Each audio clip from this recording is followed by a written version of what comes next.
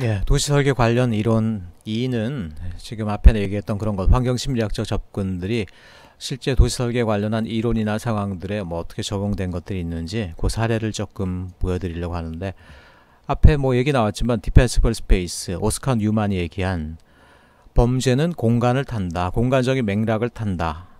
그 맥락이란 게 뭐냐? 아까도 얘기했지만 심리학적으로 볼 때 범죄가 일어날 만한 공간들이 있더라는 거예요. 근데 의외로 일반 시민들은 그런 것들을 잘 몰라요. 일반 시민들은 그냥 여러분들 으슥하고 어두우면 그냥 범죄 공간 이렇게 여러분 알잖아요. 사람들 술 먹는데 이러면은 위험한 줄 알잖아요. 근데 그것하고 실제로 공간에 어떤 범죄가 일어나는 맥락은 달라요. 오히려 범죄자들이 공간적으로 취약한 곳을 굉장히 잘 알아본다. 그래서 범죄가 공간을 탄다. 그 말은 뭐냐면 공간을 잘 설계하면 범죄를 줄일 수 있다, 이런 논리가 되죠. 그래서 그거를 이제 어떤 주거지 설계나 이런 이론에 적용한 것들이 디펜시블 스페이스입니다. 다분히 환경심리학적인 접근들이 실제 도시 설계에 적용된 사례죠. 알겠지만 오늘날은 그래서 이게 좀 더 넓은 의미에서 셉티드란 표현으로 Crime Prevention Through Environmental Design, 환경 설계로 크라임, 범죄를 프리벤션, 예방할 수 있다, 이런 논리로 조금 더 큰 개념이에요. 요거는 공간 설계뿐 아니라 뭐 경찰, 방범 또는 뭐 정보통신망 이거랑 관련된 얘기인데, 근데 이 초기에 디펜시블 스페이스 개념보다는 너무 최근에 이런 것들이 뭐 CCTV나 이런 쪽으로 얘기를 가니까, 너무 기계 설비 쪽으로 얘기를 가니까 별로 쓸모없는 어떤 얘기들로 자꾸 가고 있다라는 얘기예요. 자, 근데 놀랍게도 디펜시블 스페이스 역시 처음에 이론의 단초를 얘기한 사람이 누구냐? 그것도 제인 제이콥스예요. 제인 제이콥스가 어떤 얘기를 했냐면은 내추럴 서베일런스, 서베일런스 SURVEILLANCE, 아우 스펠링도 복잡하다. 이거는 감시란 얘기거든요. 감시. Artificial Surveillance, 인공적인 감시면 그게 이제 경찰이나 아니면 방범대원, 방범인력, CCTV 이런 것들이겠죠. 근데 Natural Surveillance라 그러면 뭐냐? 자연인들이 서로를 감시해 주는 거야. 별게 아니고요. 동네에 중심 가로가 활기가 있고 밤늦게까지 사람도 있고, 또 거리를 내다보는 전면성이 있어서 거리를 내다보는 사람도 있고, 거리에서 일어나는 일들을 누군가 봐줄 수 있고, 그런 동네. 그러니까 커뮤니티가 살아있고 근린이 의식이 살아있는 동네는 자연스럽게 범죄가 없어진다라는 거예요. 그러니까 그런 근린 의식이 살아있게, 그러니까 정상적인 마을을 만들면 자연스럽게 범죄는 사라지는 것들인데, 그런 것들이 뭐냐? 이제 제인 제이콥스는 내추럴 서베일런스라고 그랬어요. 인공적으로 도시를 범죄 예방을 위한 범죄 인력 배치나 이런 걸로 생각하면 오히려 범죄자들은 어떻게 됩니까? 사실은 범죄자들은 그걸 CCTV나 아니면은 경찰들이 왔다 갔다 하는 것, 그건 한편으로는 범죄자들에게는 자기들이 범죄할 수 있는 패턴을 알아차리는 신호가 돼요. 그 말은 뭡니까? 아, 이곳은 위험한 곳이구나, 사람들이 겁을 먹는 곳이구나, 이렇게 알게 되는 것이죠. 그렇기 때문에 그런 곳은 어떻게 돼요?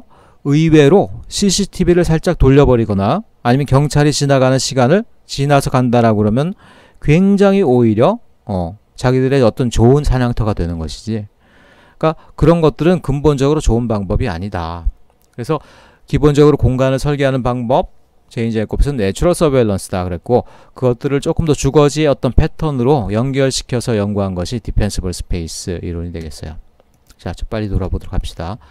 일단 제인 제이콥스가 그래서 The Death and Life of Great American Cities, 여기서 대도시의 우범화 현상에 대해서 굉장히 문제를 많이 제기를 했고요. 요때만 하더라도요, 뉴욕 도심부 맨하탄 센트럴파크 이런 데도 갱들이 점거했던 그런 어두웠던 시기가 있어요. 뉴욕이 지금 생각하는 뉴욕과 늘 똑같았던 게 아니에요. 뉴욕도 심지어는 1800년대 1900년대 초에는 거기가 직물 공장이 많았대. 그러니까 한마디로 우리 옛날에 전태일이 분신 자살하고 막 그럴 때 우리 평화시장, 서울의 동대문, 거의 그런 분위기였죠, 한마디로. 근데 그 뒤에 이제 갱들이 점거했다가 그 뒤에 이제 차차차차 나아져서 지금 이제 문화의 도시가 되고 그런 것들이에요. 그때 얼마만큼 이제 범죄가 도시에서 중요한 문제였느냐. 그래서 제인 제이콥스는 기본적으로는 내추럴 서베일런스, 그리고 도시라는 거는 24시간 활기가 있어야 된다. 근데 어떻게 돼요? 도심 공동화가 되면은 사람들이 딱 사라지는 시점이 있잖아요. 그때 이후에는 어떻게 그걸 모르고 왔다 갔다 하는 사람들이 지금 먹잇감이 되는 거 아니에요. 그래서 기본적으로 도시라는 거는 24시간 활기가 있어야 된다 이런 얘기를 했죠. 자, 이런 것들을 그런데 오히려 제인 제이콥스가 봤을 때는 르꼬르비지안 아이디어, 큰 오피스 건물과 넓은 외부 공간, 그런 패턴들이 도심 공동화를 만들고요. 외부 공간을 아무 영역성이 없게 만들. 아까 영역성 얘기를 했죠. 영역성 없는 외부 공간은 넓을수록 오히려 어떻게 됩니까? 불편해. 효율이 없어. 범죄화가 돼요. 왜냐하면 노바디스 플레이스이기 때문에.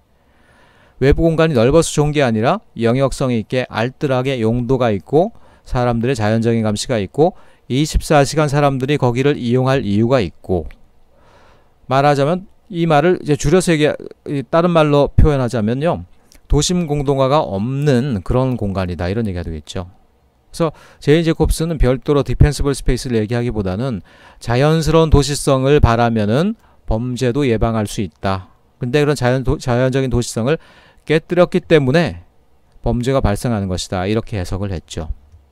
자, 그런데 실제로 그런 얘기대로요, 그 얘기에서 이제 예견하는 것과 동일한 어떤 실패의 사례가 실제로 있었어요. 그게 바로 이제 푸르트 이고라는 아파트 단지였죠. 미노루 야마자키라고 일본 국적의 미국인 건축가죠. 유명한 분. 이분이 유명한 작품이 상을 탄 게 있는데 이게 바로 이 푸르트 이고 단지예요. 이 단지는 뭐냐? 기능주의의 어떤 요점들을 물기를 빼고 기름기 빼고 가장 담백하게 적용했다. 한마디로 르꼬르비지안 아이디어. 르꼬르비지가 얘기한 높고 고밀의 건물, 그리고 넓은 오픈 스페이스, 넓고 누구에게나 열려있는 오픈 스페이스, 그리고 그 주변을 지나가는 뭡니까? 직선적이고 효율적인 간선도로. 요런 어떤 패턴을 갖다가 굉장히 담백하게 적용한 사례가 푸르트 이고였어요. 그러니까 처음에는 이걸 굉장히 각광받았다고요. 건축하는 사람들이 자기 욕심 안 부리고 기능주의의 그 모토에 아주 충실했구나. 그래서 그 해에 건축상을 받았다는 거죠. 근데 아이러니하게 얼마를 갖다 8년을 못 갔어요. 여기 보면은 폭탄을 써가지고 아예 헐어버린 장면 나오죠. 여긴 이제 사람 살 곳이 아니다라고 해서 8년 만에 인공적으로 헐어버려요. 그러니까 미노루 야마자키가 얼마나 비운의 건축가입니까? 살아생전 이런 일이 있었고요. 또 돌아가시고 난 다음에는 어떻게 됩니까? 월드 트레이드 센터가 또 테러에 또 무너졌죠. 자, 이게 뭐냐면 건물이 거의 살 지경이 못된 공간이 돼버렸는데, 가장 중요한 건 이제 범죄 문제였다는 거. 범죄 문제. 범죄 문제라는 게 뭐냐? 지난번에 간단하게 설명을 했지만, 넓은 외부 공간이 못 사는 사람들이 어떻게 됩니까? 넓은 외부 공간에서 자유롭게 쾌적함을 누린다? 그건 설계가들의 잘못된 이상이었다라는 거예요. 심리학을 모르는 어떤 사람이었다고 볼 수도 있죠. 아까 얘기했지만 넓은 외부 공간인데 그 외부 공간이 어떻게 돼요? 자, 아파트가 서 있는 쭉 큰 잔디밭, 여기 보더라도 그림처럼 넓은 잔디밭이 펼쳐져 있죠. 아파트 사이에 인동 간격도 만만치가 않죠. 굉장히 쾌적할 것 같죠. 그런데 이 잔디밭도 어떻습니까? 구획도 없이 그냥 넓게 펼쳐만 돼 있죠. 그러니까 누구라도 와서 자유롭게 쓸 수 있을 것 같은데 영역성이 없죠. 심지어 이 아파트 단지 사람이 아니라고 할지라도 자유롭게 들어가서 놀 수 있을 것 같죠. 영역성이 없죠. 그러니까 모든 사람의 공간이 돼요? 아니에요. 노바디스 플레이스가 됐어. 거기다가 이것들을 갖다가 어떻게 됩니까? 주로 저소득층을 위한 그런 타운으로 지었어요. 그럼 당연히 범죄자의 비율이 높겠죠. 노바디스 플레이스는 다시 어떻게 됩니까? 권력자들의 공간이 되죠. 근데 그 권력자는 항상 중앙정부만은 아니에요. 독재자만은 아니에요. 범죄자들일 수가 있더라는 거예요. 오히려 범죄자들이 이니셔티브를 잡습니다. 자, 외부 공간뿐 아니라 실내 공간도요, 일부러 요렇게 공용 공간 넓게 놨어. 못 사는 사람들이니까 이분들은 서로 간에 오며 가며 이렇게 커뮤니티를 많이 누려야 돼. 엘리베이터 앞에도 이렇게 큰 홀을 뒀고요. 그 내부에도 홀들을 크게 놨어. 그러니까 어떻게 돼요? 이게 딱 우리 복도다, 우리 홀이다 이런 느낌이 없는 거예요.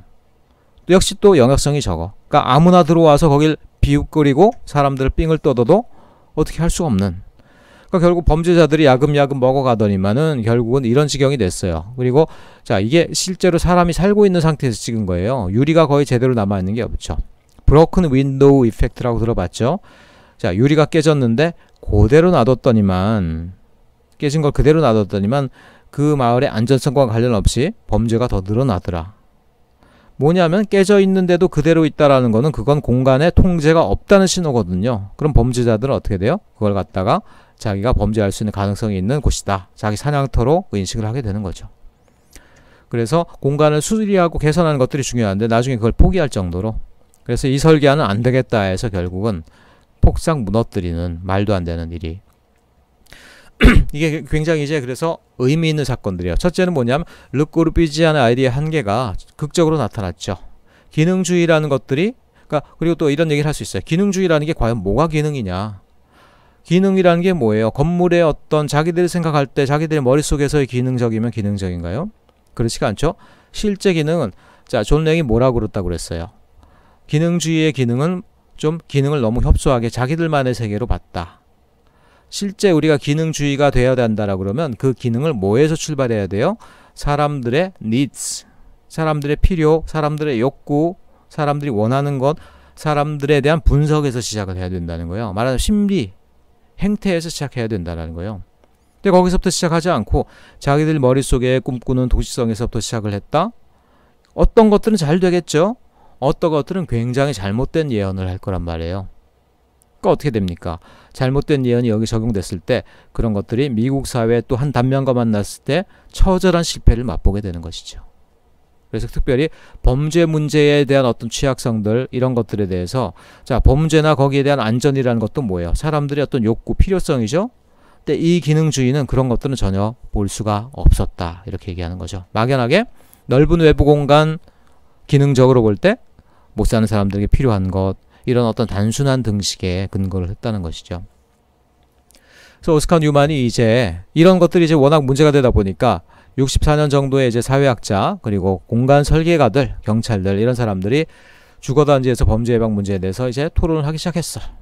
요때 뉴만이 나와서 뭔 발표를 했냐면, 공동주택단지에서 생기는 범죄는 자기가 해보니까 그 단지의 물리적 환경 요소랑 밀접한 관계가 있더라.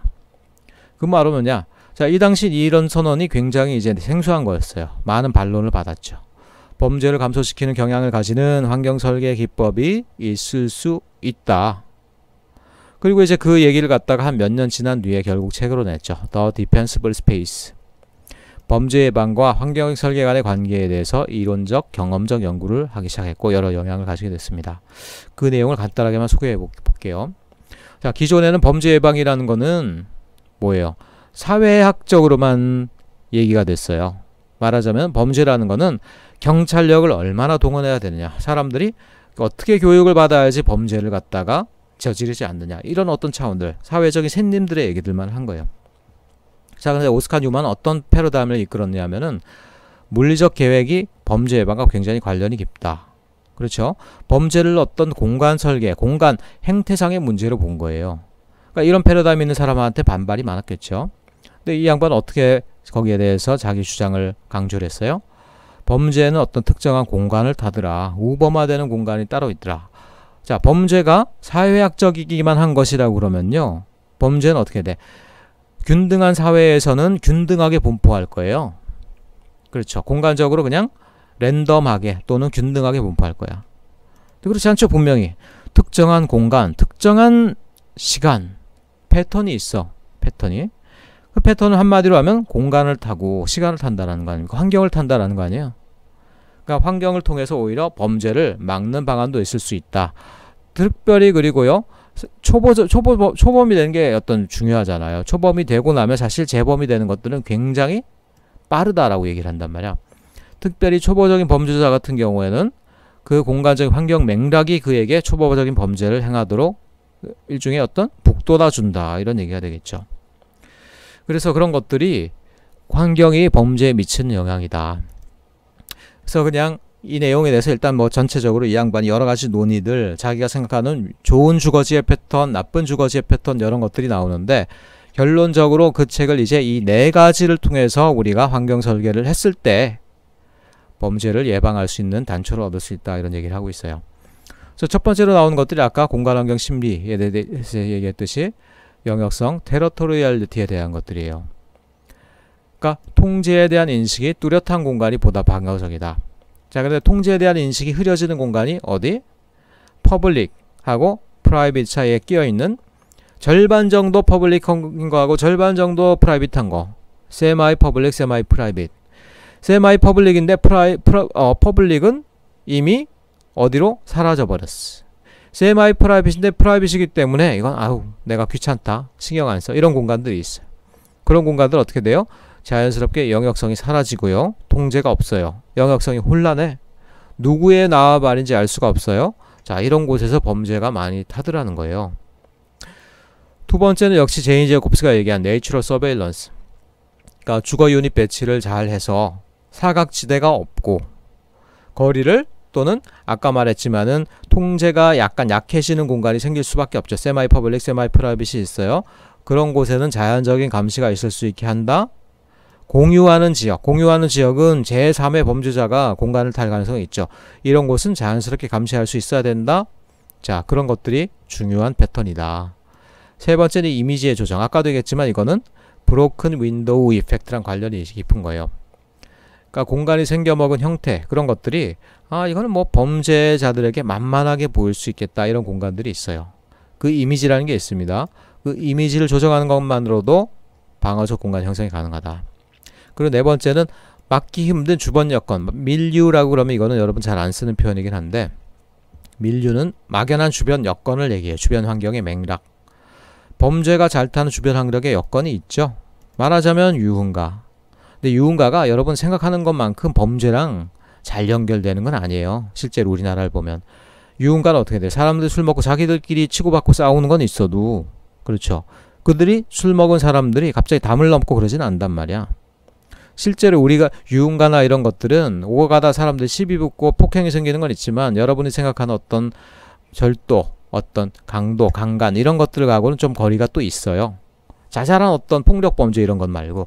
그래서 어쨌든 그것 말고 실제로 미국 같은 경우에는 농구장이라든가, 농구장은 이제 한참 활기가 있는 젊은 어떤 갱들이 모이기 쉬운 곳이죠. 또는 영역성이 없는 공원이라든가 그런 것들이 주변에 있었을 때, 또는 10대들이 많이 모이는 좀 질 안 좋은 어떤 10대들이 다니는 학교나 학원 이런 것들이 있는 곳, 그런 것도 어쩔 수 없는 범죄가 많이 꼬일 수 있는 주변 여건이라는 거예요. 그런 것들의 입지를 우리가 생각하지 않을 수 없죠. 그런 것들이 입지에 있을 때 우리가 그 입지를 위험한 곳으로 우리가 인식을 할 수 있어야 된다는 거죠. 요 네 가지로 기본적으로 요소들을 구분해 봤다. 영역성에 대한 얘기들은 결국, 자, 통제가 적어지는 세마이 프라이빗인데 프라이빗은 공공에 내놨으니까 나 귀찮아, 신경 안 써. 퍼블릭인데도 불구하고 이거 퍼블릭이지만 사람들이 자유롭게 영역성을 갈라서 쓰는 곳이기 때문에 공공 권력은 통제를 안 해. 이런 것들이 있어요. 자, 위험하다는 것이죠, 이런 것들이. 그래서 기본적으로 요 도시를 갖다가 이렇게 네 가지 영역으로 구분하고 요런 영역에서 생기는 문제들을 볼 수가 있어야 된다라는 것이죠. 그래서 실제로 이게 주거지의 패턴이에요. 주거지의 패턴을 추상적인 다이어그램으로 그린 건데요. 자, 이게 하나의 어떤 동네고 마을이라고 쳐봐요. 그러면 퍼블릭이 이런 도로일 수도 있고요. 도로일 수 있고 뭐 큰 광장일 수도 있고 아니면 지하철 역세권일 수도 있고, 그렇죠. 자, 거기서 그 동네의 영역으로 들어가면 일단은 여기는 아무나 갈 수 있는 퍼블릭 영역이지만 그 동네의 주변 환경으로 둘러싸여 있다라는 의미에서 약간 퍼블릭이 줄어들게 돼. 세마이 퍼블릭이 되죠. 자, 그러다 각각의 주호 사이에 있는 어떤 공원이든 광장이든 외부 공간이든 길이든 들어가게 되면 어떻게 됩니까? 그때는 여기는 이제 뭐냐면 프라이빗 성격이 좀 더 강해져요. 하지만 그렇다고 해서 누군가가 이 길을 내 길이다 라고 선언하고 그 길을 지키고 있는 건 아니죠. 다만 집집마다 자기 앞마당이기 때문에 자기 앞마당에나 권한을 소유하고 눈이 오면 청소하고 그럴 뿐이죠.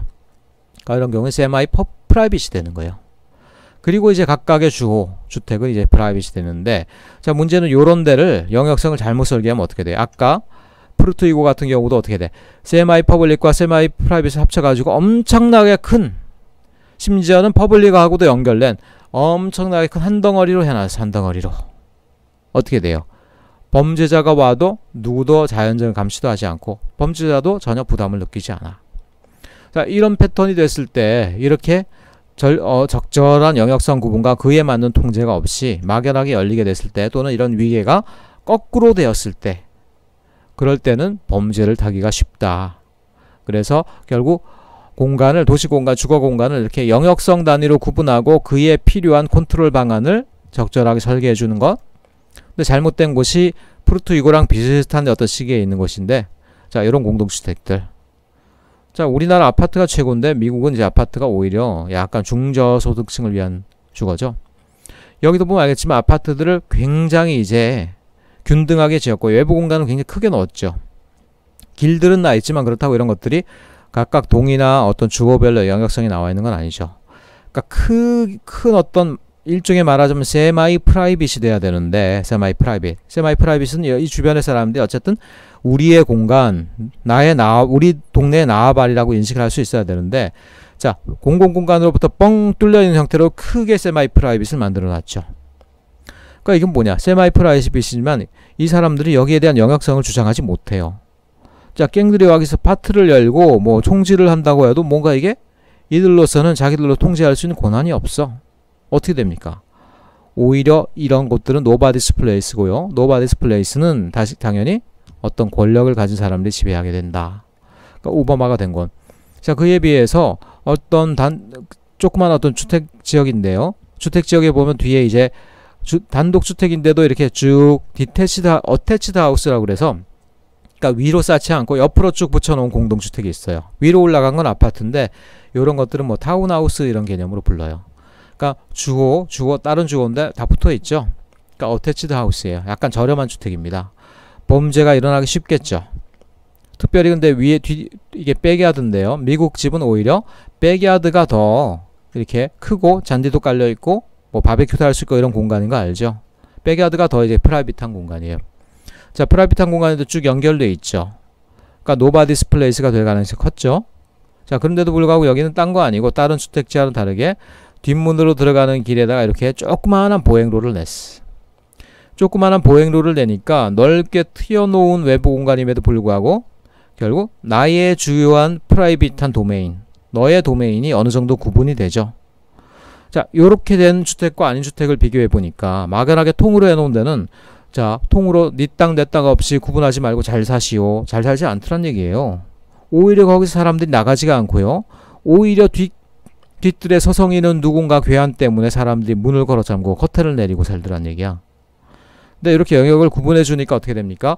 오히려 여기 있는 사람들이 서로 간에 교류를 하고 잘 살고, 그러니까 프라이버시가 존중될 때 내가 사회적으로도 참여할 수 있다는 얘기를 했잖아요. 자, 공간적인 위계로도 그런 관계가 있다는 거예요. 나에게 친숙한 공간이 있어야지 남들에게 제공할 것도 있더란 얘기지.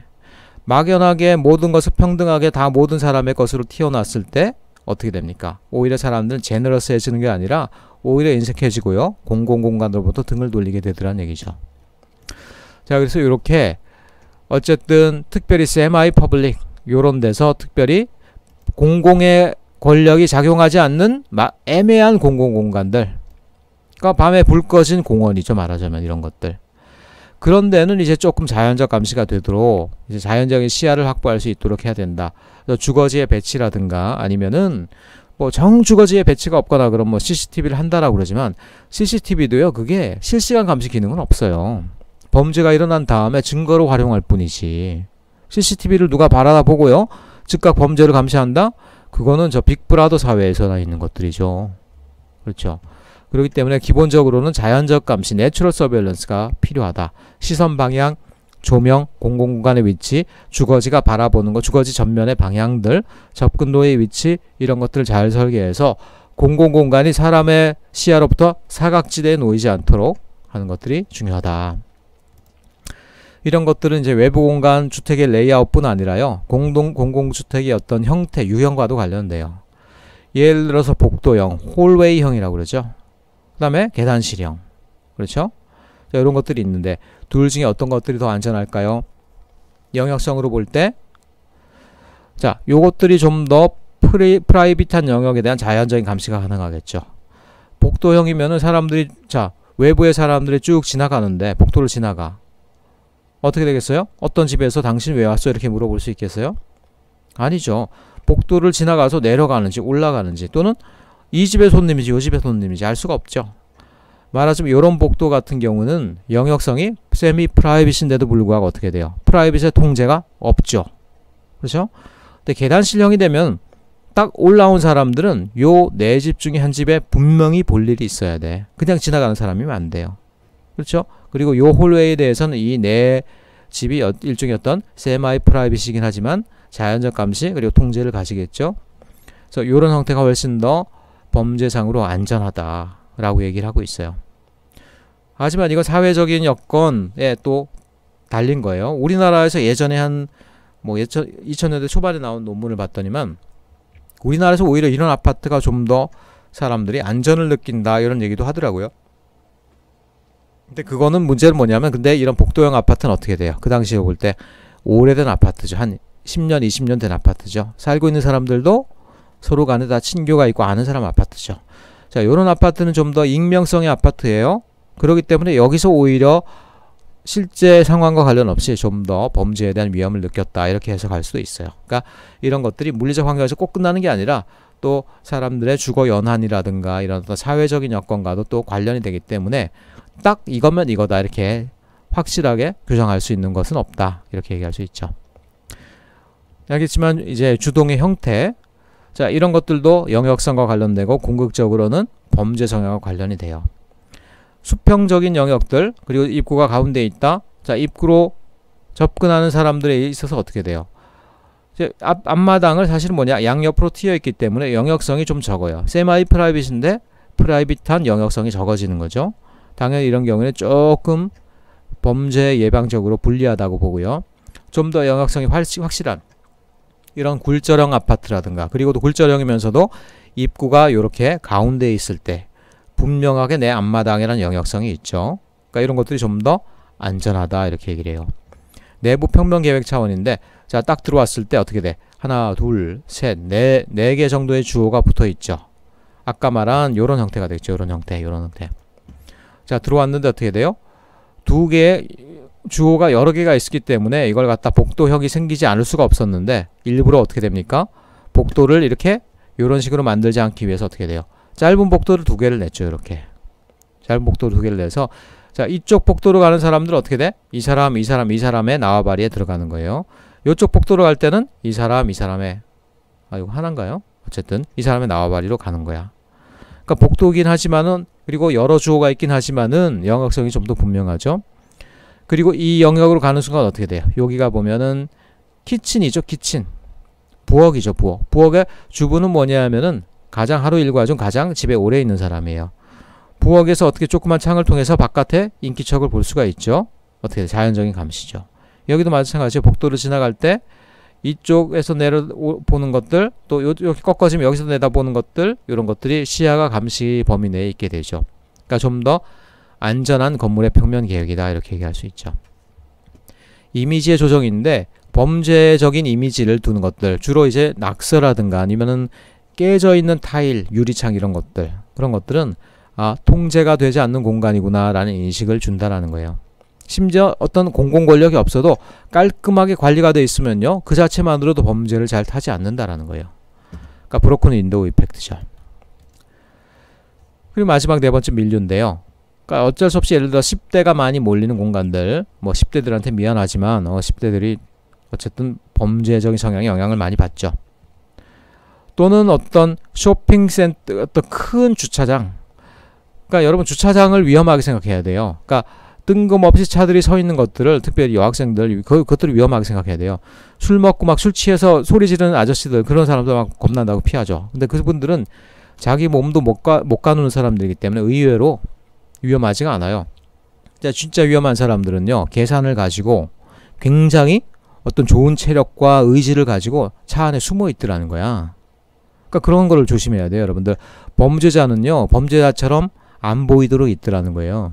그러니까 특별히 이제 예전에 홍대 앞 살인마 이런 애들이 있었잖아요. 비 오는 날만 이렇게 여자분을 납치하고 살인하고 막 이런 11건인가 연속한 사람이 있었잖아요. 그 사람도 결국 뭐냐면 주차장에 이런 어떤 그러니까 사람들이 차를 막 세울 수 있는 그런 열린 주차장이 있죠. 그런 데서 차 안에서 이제 버티면서 이렇게 먹잇감을 찾았다 이런 얘기들이 있어요. 어쨌든 그런 것들이 실제로 위험하고 범죄자가 이제 많이 모이는 공간이 어딘지를 실제로 알아야 된다는 거죠. 의외로 유흥가게보다는 그렇게 주차장이라든가 이런 데가 이런 밀류에 해당하는 경우가 많다라는 거예요. 실제로 그래서 이 디펜시블 스페이스의 저자인 오스카 뉴만이 아슬름 힐을 컨설팅을 했죠. 그래서 영역성이 불분명한 이런 공간들을 실제로 요거는요 단지 내의 위험도를 갖다 조사를 했어요. 그래서 범죄에 많이 노출됐던 그 사례들을 통계를 내서 범죄가 많이 나타났던 곳을 그라데이션을 했죠. 그래서 이게 아파트 단지인데요. 보면은 자 의외의 결과가 나타나죠. 자 외부랑 열려있는 주차장 근처 또는 사람들이 지나가는 길 요런 데는 범죄가 많이 타는 걸 알겠어요. 요런 데는 밀류에 해당하는 걸까요? 밀류. 자 그런데 요런 거는 어떻게 해석될까요? 그 단지 내에 가장 깊숙한 곳인데 왜 거기가 제일 범죄가 많은 걸로 나타났을까요? 오히려 외부에서부터 가장 깊은 곳인데 뭘로 해석해야 되겠어요? 이거는 이제 영역성으로 해석을 해야 되겠죠. 영역성. 자 다른 아파트 단지들은 어느 정도 클러스터링이 돼 있죠. 이렇게 클러스터링 덩어리 그런데 가운데에 있는 요 대각선의 영역은 이게 뭘까? 하나의 이걸 영역으로 보여요 이게? 아니죠. 왠지 지나가는 통로로 보이죠. 사이사이 공간들이 지나가는 통로로 보이죠. 지나가는 통로. 요걸 하나의 클러스터링 됐다라고 볼 만한 여유가 없죠. 요것들이 하나의 어떤 여기 클러스터가 아니라 파편화된 그리고 가운데 있는 외부 공간은 지나가는 길처럼 보이죠. 영역성이 없네. 영역성이. 세마이 프라이빗인데 프라이빗한 또는 퍼블릭의 통제가 닿지 않는 곳이 가능성이 크죠. 그러니까 범죄에 많이 노출이 됐다는 거예요. 이제 뭔가 보이나요? 영역성으로 볼 때 범죄에 취약할 수밖에 없는 그런 패턴들. 그래서 그 단지를 이제 여러 가지 조정을 하고 있는 건데 다른 것들이 아니고 외부 공간들을 조금 그렇다고 담장을 세우거나 이런 것들은 아니죠. 근데 외부 공간을 갖다 여러 형태의 어떤 좀 더 다단계의 영역성으로 구분을 했어요. 그래서 그 각각의 주동별로 자기들이 주로 활동해야 될, 주로 관리해야 될 어떤 앞마당을 좀 구분을 했고요. 그리고 놀이 공간 같은 경우도 지금 막연하게 트여 있죠. 휴식 공간이나 이런 것들. 근데 그런 것들을 조금 명확하게 좀 기능을 두기도 하고요. 그 다음에 어린이 놀이터면 놀이터는 어디인지를 좀 더 이렇게 펜스를 두기도 하고요. 어린이 놀이터 주변에 이제 노인들의 휴식 공간을 넣어서 노인들이 자연스럽게 어린이들의 활동을 감시할 수 있도록 하고요. 등등 이렇게 했더니만 범죄가 확실히 적어지더라. 자 그렇게 큰 어떤 도시지역 같은 경우도요. 그 도시지역을 컨설팅을 하기 전과 후에요. 보면은 뭐 비슷하다 그럼 할 말 없겠지만 일단은 점들이 많이 사라지기도 사라졌죠. 더 중요한 건 뭐예요? 점들이 몰려있는 패턴에서 점들이 띄엄띄엄 떨어져 있는 분산되어 있는 패턴으로 변하게 됐죠. 그러니까 범죄가 발생하는 공간 맥락을 적당하게 조정을 했더니만 범죄를 타는 공간이 줄어들었더니만 전체 범죄 양도 줄어들더라는 거예요. 그러니까 오스카 뉴만이 발표를 했을 때 와서 이제 아니 그러면은 범죄가 잘 발생하는 공간에서 범죄를 막아버리면 어차피 범죄자들은 다른 데 가서 범죄할 거 아니냐. 그러니까 오스카 뉴만이 이렇게 했다라고 그래요. 이 그림을 보여주면서 전체적으로도 범죄 양이 줄었고 아니 그리고 범죄를 갖다가 범죄자가 탄생하지 애초에 않게 하려면 그거는 설계가들 해야 될 게 아니고 사회, 교육, 정책 전체적으로 해야 될 거지 설계만으로 해결될 수 있는 건 아니다. 다만 설계를 잘하니까 지역 전체적으로도 범죄 패턴이 줄어들고 범죄도 줄어들고 범죄 패턴도 분산적으로 나타났더라. 이것만 해도 큰 성과가 아니냐 이렇게 얘기를 했다는 것이죠. 자 그래서 어쨌든 연구의 대상들이 그 뒤에도 여러 형태들 자연적 감시뿐 아니라 어떤 움직임의 패턴, 도로체계의 패턴 또는 이제 액티비티 서포트 단순히 범죄를 방어하는 것이 아니라 오히려 범죄를 쫓아낼 수 있는 어떤 매력적인 공간 요소들 그런 것들로 통해서 오히려 범죄를 쫓아내는 효과들 뭐 이런 것들도 얘기가 되고요. 어쨌든 연구들이 많이 나타났다 이런 얘기들을 하고 있는 거예요. 지금 우리나라에도 셉티드 학회라고 해서 건축가 도시계획가들 뭐들이 다 참여하는 그런 큰 학회가 또 있죠. 자 그리고 요거는 참고로 보여드리는데 우리 양덕동의 범죄 지도 패턴이에요. 근데 솔직히 저는 이걸 믿지 않습니다. 왜냐하면 이게 생활안전 지도 포털이라는 데서 행안부에서 나온 것들인데 왜냐면 제가 이 그림 이전에 봤을 때는요 분명히 요런 데에 범죄 이 그라데이션 빨간색에 있는 것들이 범죄가 있다는 것인데 분명히 이쪽에 있었거든요.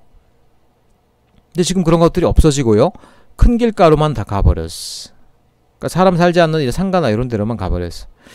그러니까 내가 볼 땐 이 행안부에서요 범죄 지도를 제대로 데이터를 표현을 안 할 것 같아. 사실 원룸촌이나 이런 데가 어느 지역을 가도 범죄가 많은 것으로 유명하거든요. 근데 문제는 뭐냐면 이런 것들을 고시고대로 행안부에 지도를 내니까 주민들이 그건 뭐냐, 우리 땅값 떨어지게, 우리 임대 안 되게 뭐냐, 반발을 많이 하는 거예요. 그러니까 갑자기 그 다음에 패턴이 변했어. 큰 길가루 쪽으로만 이렇게 나타나도록. 좀 믿을만 하진 않은데, 자, 그럼에도 불구하고 이제 그런 패턴을 생각해 보자면, 자, 봤을 때 어쨌든 그런 덩어리가 있는 곳이 공통적으로 어디예요? 영역성이 없는 것이죠. 영역성이 없는 것.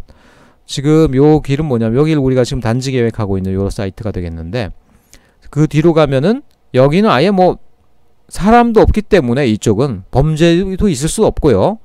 자, 어쨌든 포항 일대 앞으로 가고 그러면 여기 상가들이 드문드문 있고 빈 주차장이 있고요. 요런 데가 좀 어떻게 돼?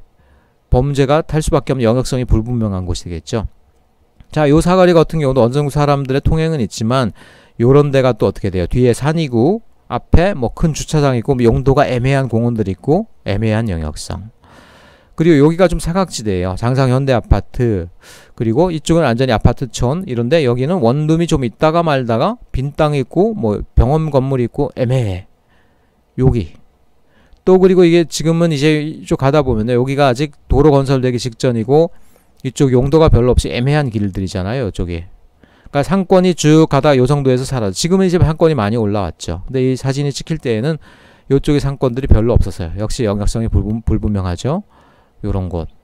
어쨌든 딴 게 아니라 제대로 된 지도는 아니지만 여기서도 영역성이 불분명해지는 그런 가로변에서 조금 범죄 패턴이 나타나는 것으로 되어 있는 것 같다 생각해요.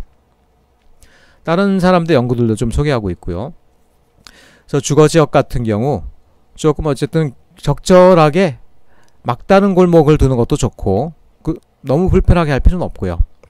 그리고 딴 게 아니고 자, 영역성을 두기 위해서 들어가는 길에 그 마을로 들어가는 길에 어떻게 됩니까? 큰 나무를 심어놨어요. 그리고 도로 양편으로 약간의 조경을 해놨어. 딱 들어가는 순간 어떻게 돼요? 여기가 일종의 어떤 영역성이 자 이런 어떤 입구적인 특성을 가지는 조경물 구조물이 보이면 어떻게 해? 뒤에가 하나의 영역으로 생각되죠.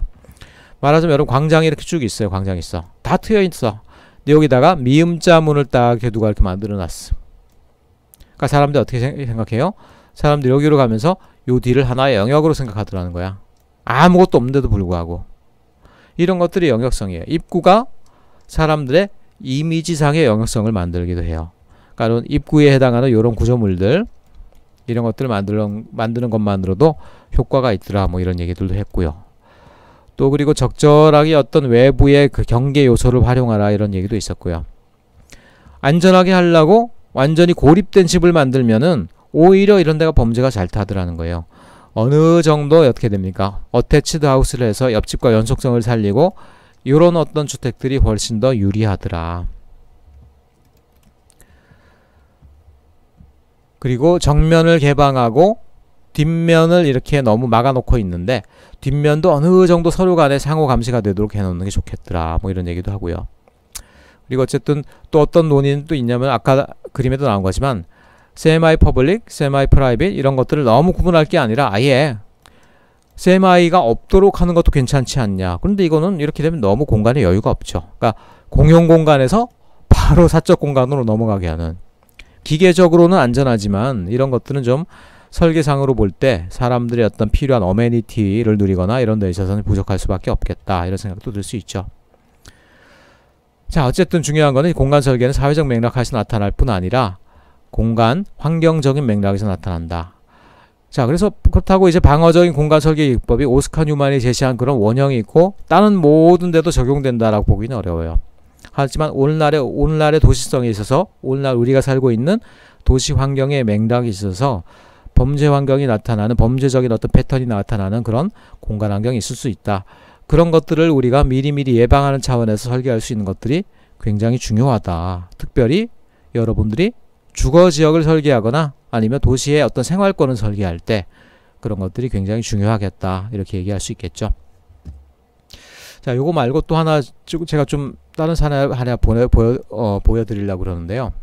요건 제가 논문을 이미 오래됐네. 한 2000년대 초반 정도예요. 논문을 도시설계학회에서 써냈던 논문인데 New Research Activity 영어로 누가 제 발표하라고 그래서 영어로 되도 않는 영어로 썼는데 어쨌든 New Research 활동을 위한 공간 환경 설계 뭐 이런 식으로 이름을 붙였어요. 이것도 이제 일종의 어떤 도시 공간의 영역성과 관련된 얘기다라는 거예요. 자, New Research라고 그러면 도시명 레포츠라고 불릴 수 있는 것도 여기 보면 이제 스케이트보딩 나오죠. 그리고 또 뭐가 있냐면은 뭐 B3라고 해서 스케이트보딩, 롤러블레이딩, 바이시클 모터크로스 등등이 있고요. 그 말고 우리나라에서 좀 하다 말았는데 프리러닝이라는 것도 있어요. 말하자면은 그 산악지대나 있을 등반이나 이런 어떤 모험 활동을 도시로 와서 하는 거예요. 그러니까 도시의 건물을 뛰어넘거나 구조물을 타고 오르거나 도둑질하는 거 아닙니다. 지금 건물과 건물을 이렇게 뛰어넘거나 이런 것들. 말하자면 도시를 자연환경처럼 극복해야 될 환경으로 보는 것들. 그게 프리러닝, 뭐 야마카시라고도 하고 그러죠. 자, 이런 것들이 이제 그 당시 또는 유럽, 서구, 미국에서 많이 나타나는 레포츠 활동인데 우리나라에도 이제 이런 것들이 2000년대 초반에 막 나타나기 시작했어요. 지금은 조금 이런 활동들이 줄은 것 같아. 그래서 어디에 나타났냐? 주로 이런 어떤 스케이트보딩이나 이런 것들이 나타나는 공간들이 있더라고요. 서울의 훈련원 공원을 왜 이게 깨졌지? 글씨가. 주로 이제 그런 활동들이 많이 나타난다는 것들을 제가 찾아가지고 다니면 사진도 찍고 막 조사를 했어요. 그때는 전국에 요런 유명한 데들이 있더라고요. 서울 같은 경우 특별히 강남 한전본사 앞이나 한전본사 앞이면 이제 공공광장이죠. 공개 공지야. 시민들이 쓸 수 있는 공지야. 그런데도 여기서 이런 활동을 하는 것들을 좋아하지는 않죠. 자, 이런 것들을 찾아봤더니만은 그래서 그런 것들이 일종의 어떤 뉴 레포츠 활동의 스팟이라고 불리더라는 거예요. 그럼 이런 스팟들은 어디서 나타나느냐, 그 공간은 패턴을 이제 조사를 해봤죠. 그랬더니만은 결국은 이제 가장 중요하게는 이런 것들이 영역성들이 어떻게 돼요? 자, 중요한 공공공간의 결절점 주변에 있으면서도 약간의 어떤 약간의 어떤 여러 가지 이유로 인해서 공공적인 감시는 줄어드는 곳. 서울의 훈련원 공원이라는 것이 그런 곳에 해당해요. 또 한전 본사 같은 경우도 이제 그런 곳에 해당해요. 그리고 또 내부적인 공간의 어떤 영역성을 보니까 요게 이제 요게 세브란스 건물 앞, 요게 그리고 훈련원 공원인데 기본적으로 요런 패턴으로 다 영역이 원컨 원하지 않건 이렇게 설계가 되어 있더라는 거야. 뭐냐면 일단 사람들이 지나가는 공용 통로가 있어야 돼요. 자, 사람들이 완전히 없는 곳이면 안 돼. 왜냐하면은 이들은 일종의 공간적인 퍼포먼스를 하는 거예요. 공간적 퍼포먼스. 내가 묘기 부리고 할 때 대놓고 내가 뭐 누구한테 보여주는 건 아니지만 지나가는 사람이 한 번씩 쓱 보면서 오 한번 해주는 거야. 그게 중요하거든. 그게. 그렇기 때문에 사람들이 지나가는 주요한 보행 통로가 옆에 있어야 돼요.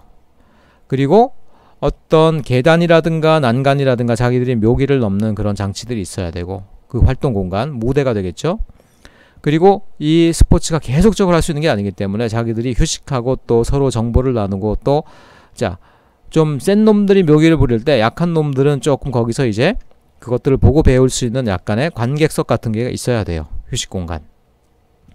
그래서 보면 요 공간, 요런 어떤 세 개의 공간 요소들이 모든 스팟에서 다 나타나더라는 거죠.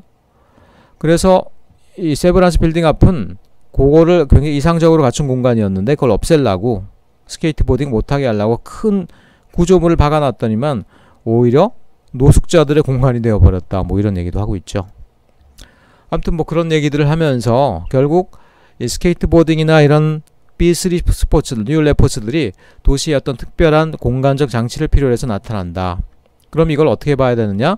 과연 막을 거냐? 그래서 제가 대전에 있을 때 자, 걔네들을 시내에 쫓아내고 익스트림 파크란 걸 만들어서 거기서 보내서 놀게 하자. 이런 어떤 아이디어들이 나왔어요. 근데 제가 조사를 해보니까요.